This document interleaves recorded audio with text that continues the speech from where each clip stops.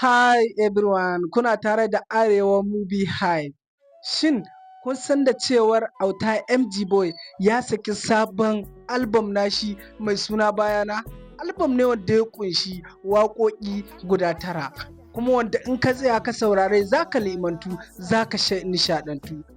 Auta MG Boy mawaƙi ne dai mai basira, wanda a cikin album ɗin nan ya yi wata waƙa ɗaya wadda ni ma kaina ta tashi kaina. Waƙar yaban annabi Muhammad sallallahu alaihi wasallam. Waƙa ce wadda ya tsaya ya zuba basira a kanta.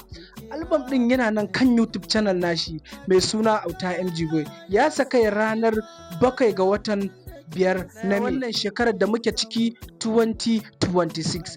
Gaskiya album ɗin nan ya yi daɗi sosai saboda ya ƙunshi waƙoƙi daban-daban a ciki. A ciki akwai waƙar sahiba in ban manta ba, akwai ustaziya, sannan akwai mar'atu saliha, akwai zamu zauna.